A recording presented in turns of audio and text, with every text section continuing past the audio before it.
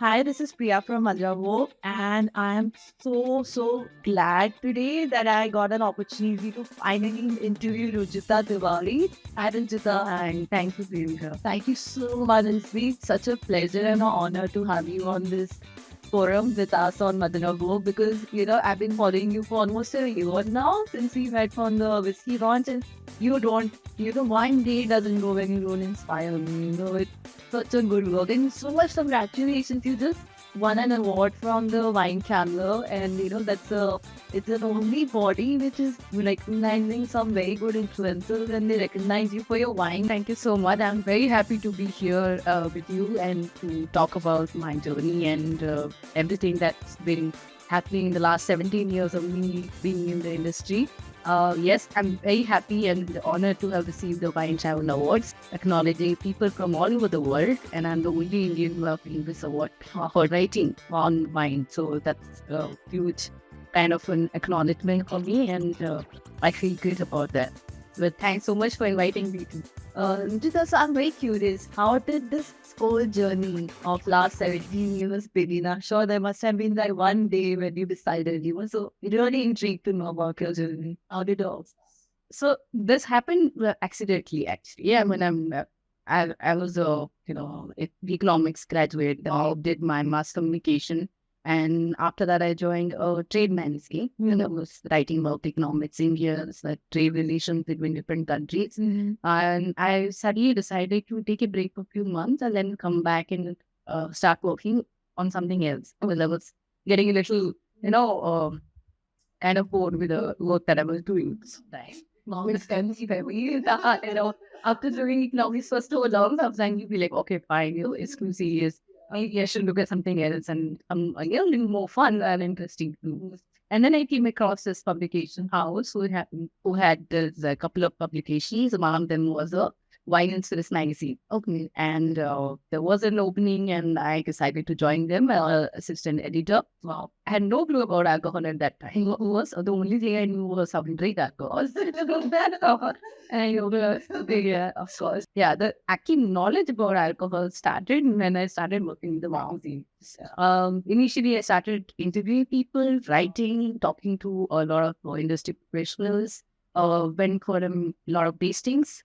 So when you go for these tastings, they tell you about the wine, the region, the terroir, the story behind, the wine bottle and the wine producers. You get to meet them.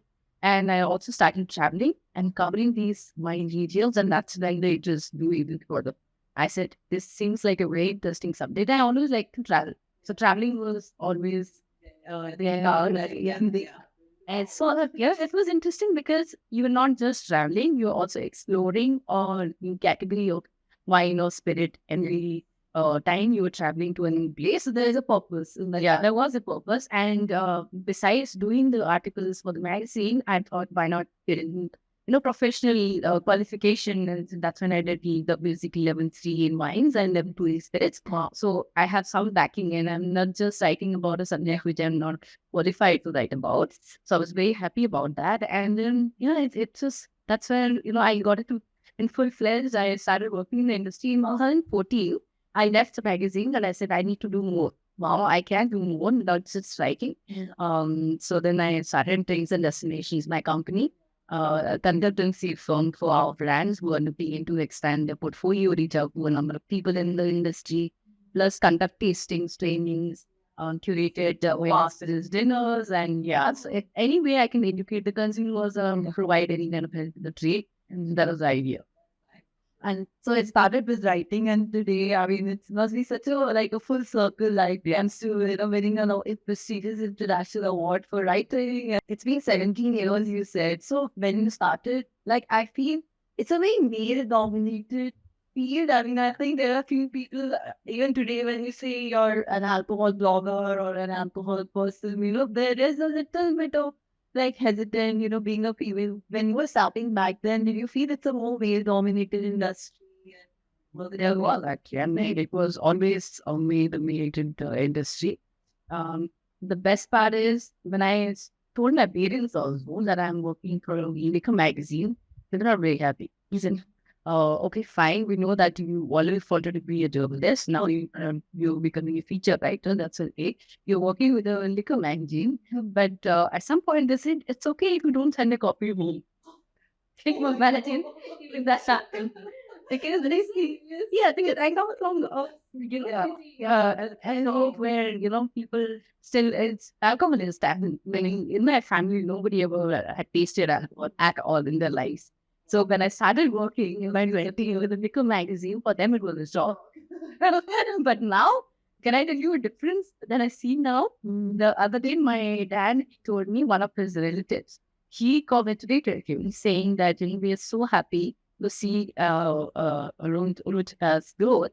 And they said that he only wished that she hadn't changed her surname after getting married. Because now it's become a pride for your family. Can you imagine? That's a huge contrast of his last 17 years.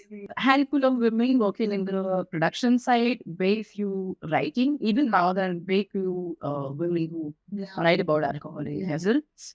Um, so things started changing in the last 10 years, probably 10 to 12 years, when many more women started working in field, and they normalized the aspect of women getting into doing, the job of sommelier or educator or producer, or in general, writing is still a niche subject because obviously, and like that in India we don't talk about alcohol the way it should be in outside countries.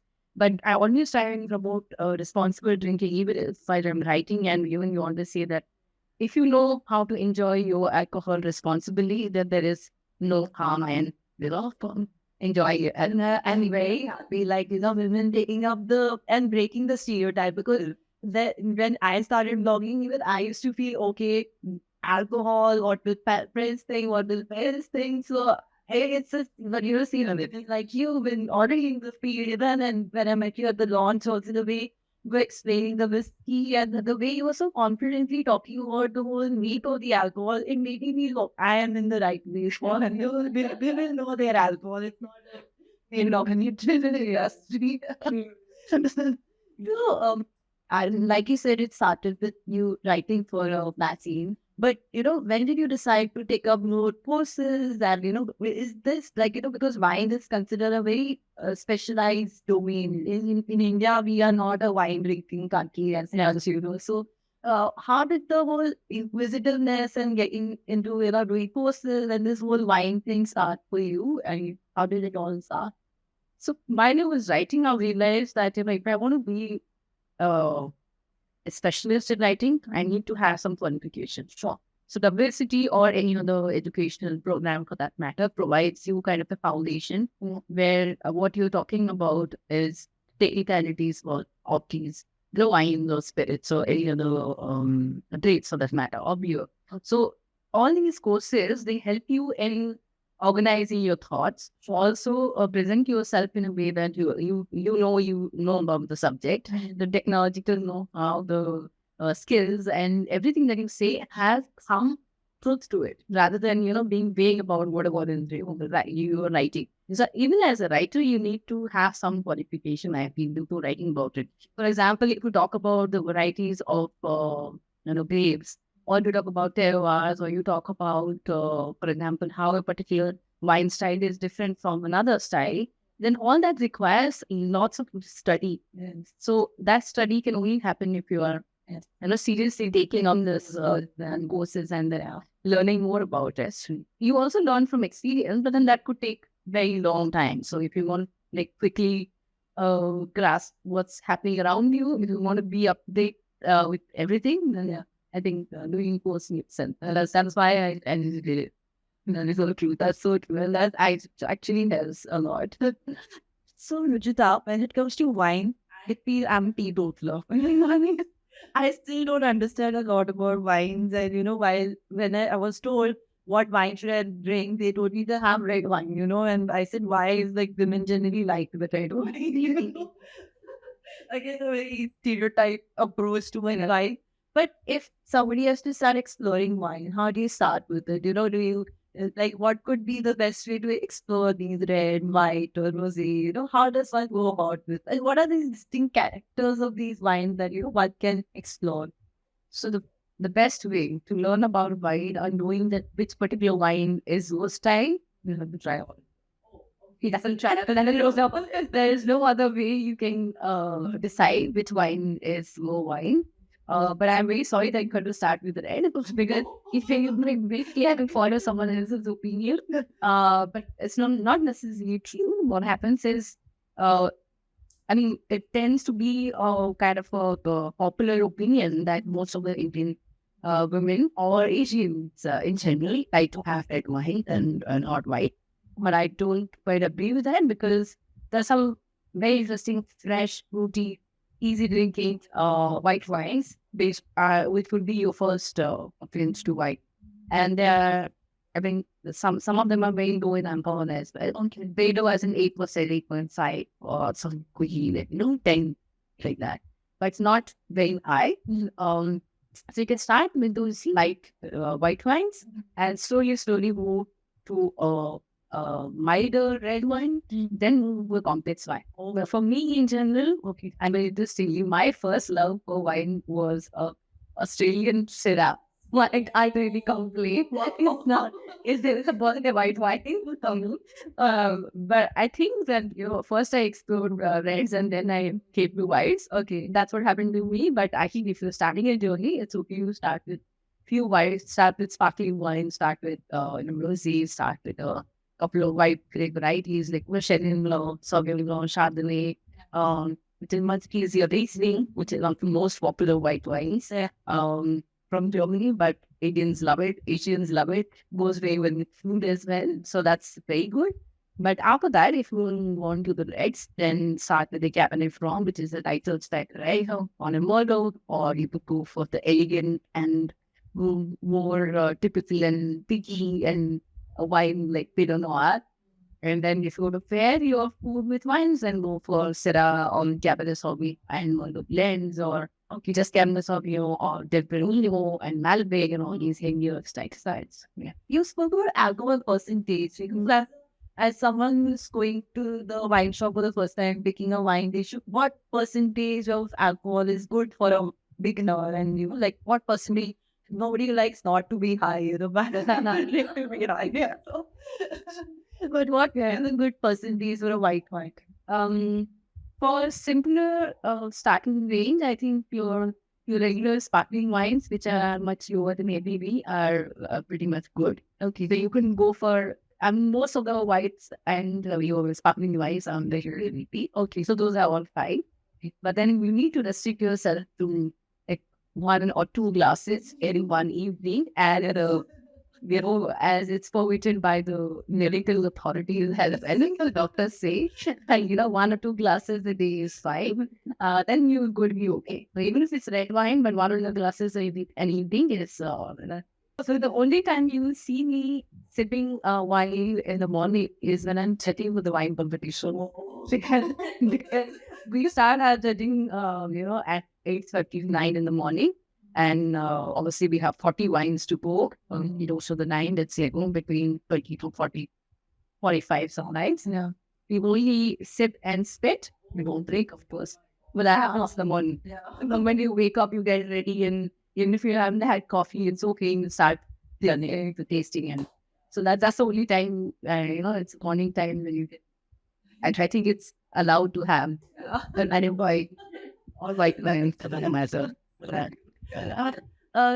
Generally people say that you should pick up an international wine over an Indian wine, maybe because of the make and things like that. Does the region the wine belongs to have an effect on the making or the taste of the wine?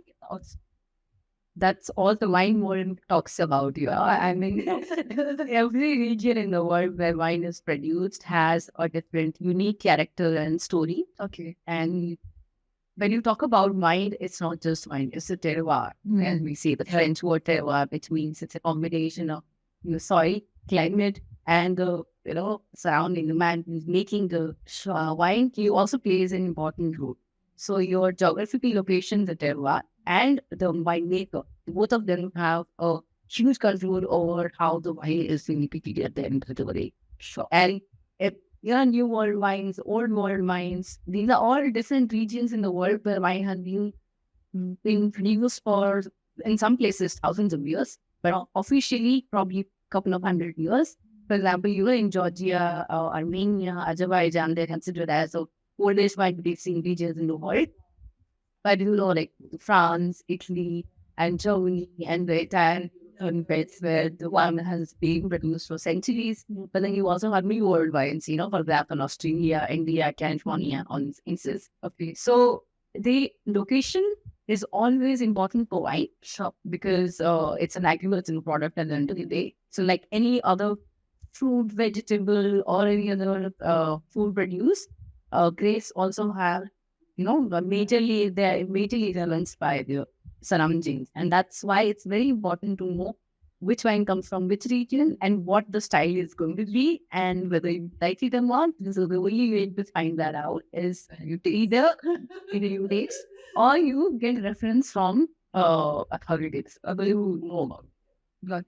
So I've been very curious because wine is also very collectible kind of a thing, like which, like people like to collect it and, flaunt it or post about their wine knowledge. But I know someone was just starting, with someone who wants to explore taste and who wants to spend good money. What would you recommend? What amount should they spend it in Indian terms on a good wine, because generally when you go to a wine cellar, they will push you the most expensive bottle, saying it's very very expensive. That happens. Unfortunately.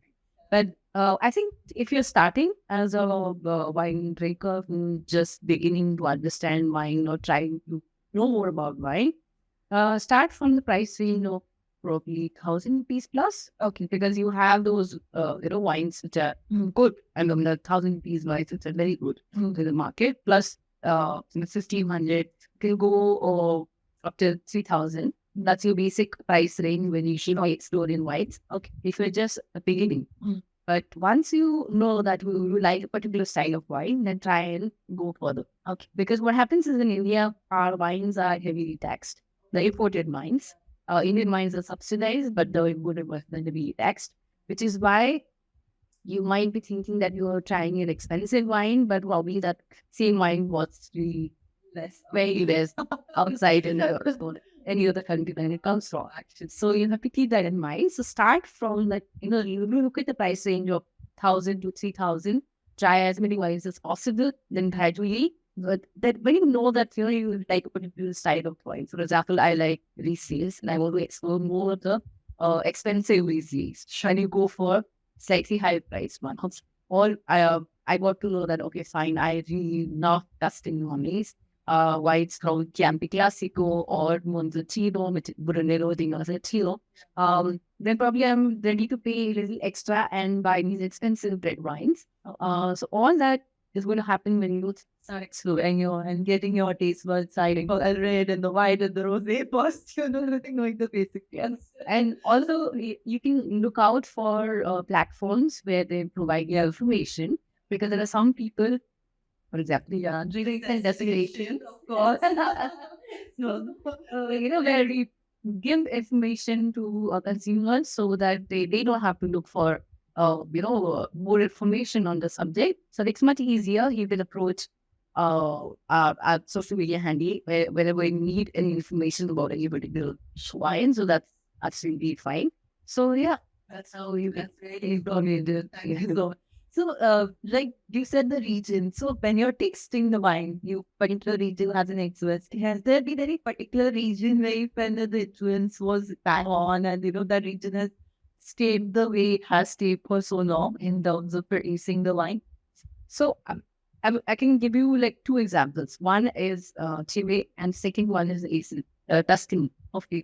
So let's start with Tuscany first because it's one of the very old and very renowned wine producing regions in the world.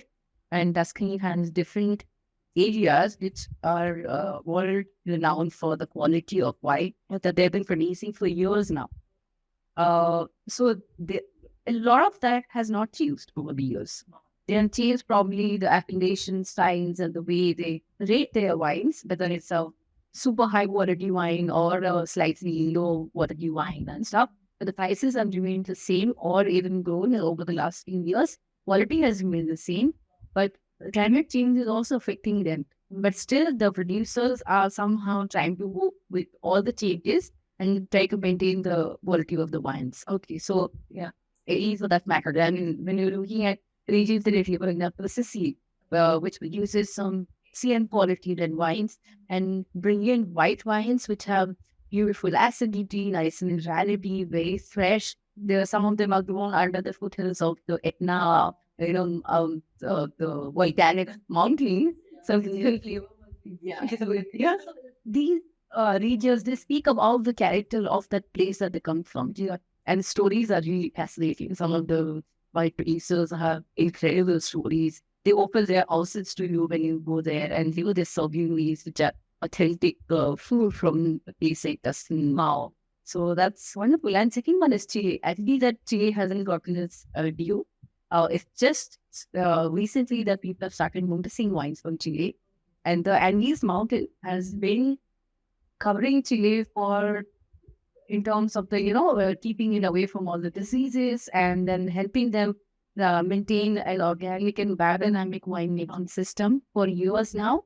The wines in Chile are fabulous. They come from the regions which are very very authentic to taste, and the producers themselves are quite passionate about keeping it natural. They don't want too much of intervention of chemicals, not too much work in the vineyard. They want natural ways. They would have the farm animal farms next door and everything. There will be rose plantations and the other cheese plants or plantations around the vineyard. So keep it as natural as possible. So that's something interesting. So that's really great insight, because a lot of us, when you're doing travel or, we should look out for these things, definitely. This is some area which you cannot come back here in India. And India is still, I think, in a way, nascent stage in wine production. I personally feel that way. It's still growing. It's still 30 years and still young. Yeah. Yeah. I think, but see, the wine production in India started in the 70s. So I think it's in like 40, almost 45 years now. But when it started, thanks to, we players like Zamba and Suya and cycling that was the first winery in India.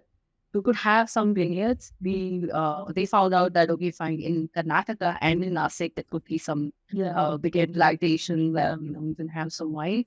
But even the Indian wine industry has grown a lot in the last couple of years. The quality of wine is fabulous. And just recently, an Indian wine won an award on an international platform where there were 7,500 wines being judged.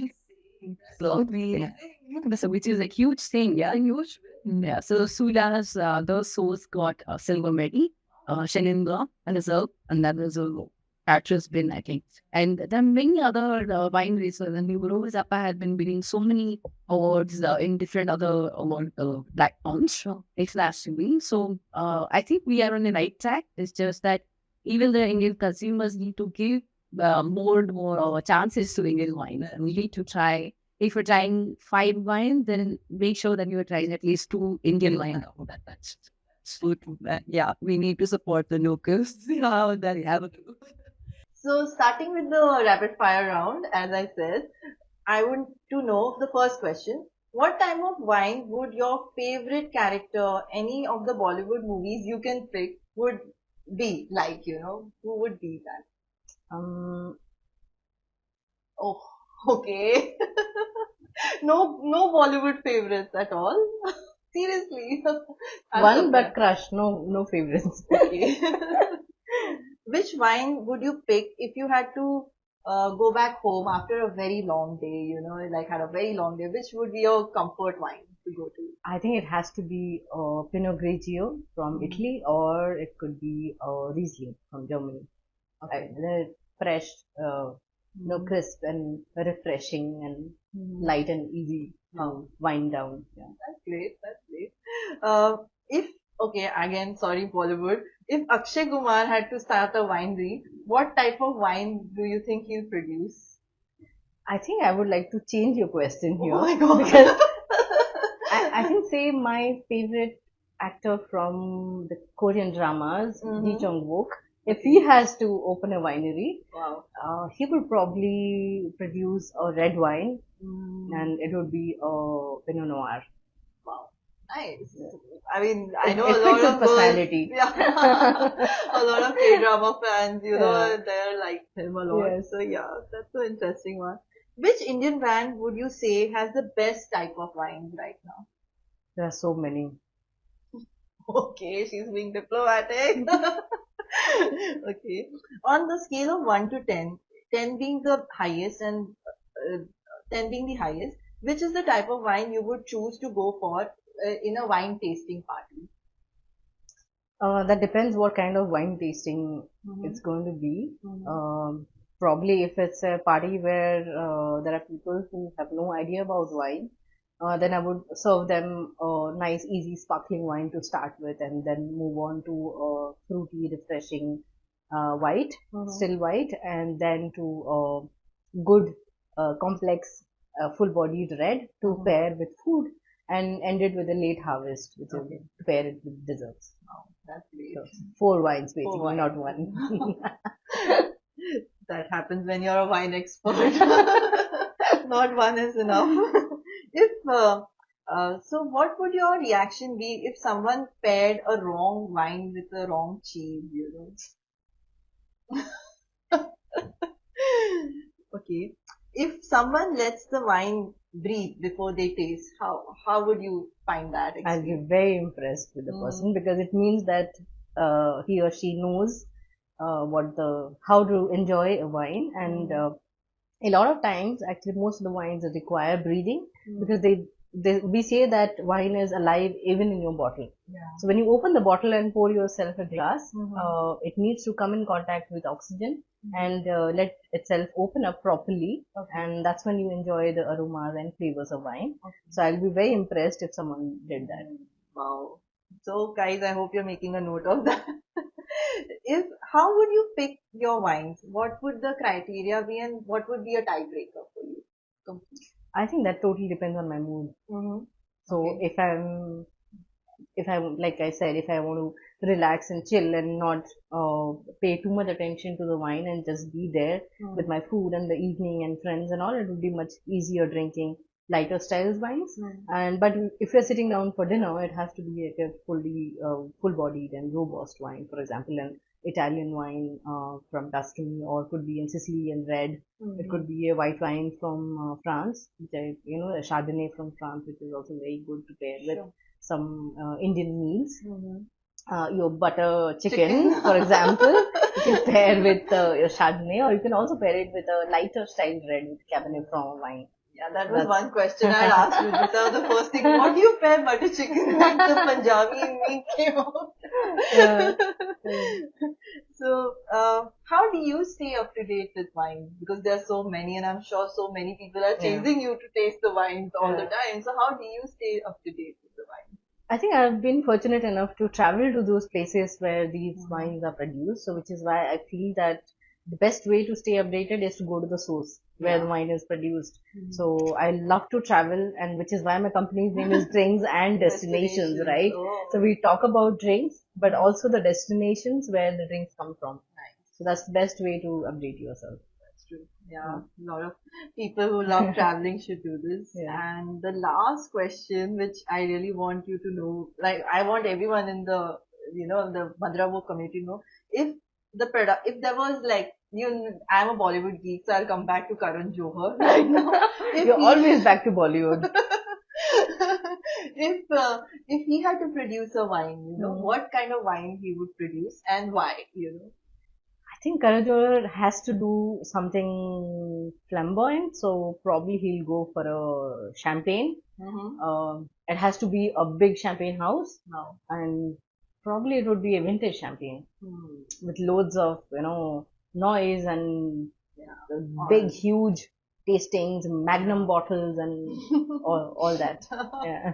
But yeah, that's interesting. I think yeah, it will suit his personality. Wow, that was like a amazing rapid fire round. Got to know so much more, Rujita. Thank you so much for making it Thank so you. informative.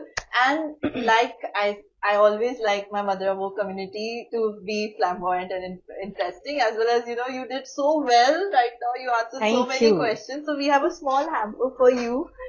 Ooh. Not the coffee No, couch, not a but problem.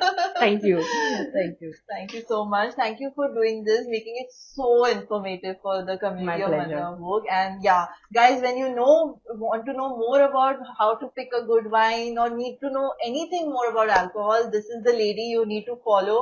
And her company, Drinks and Destination, is definitely a go-to page to check out. So guys, do your bit of homework and start getting more acquainted with what is up in the alcohol industry. Bye. Bye.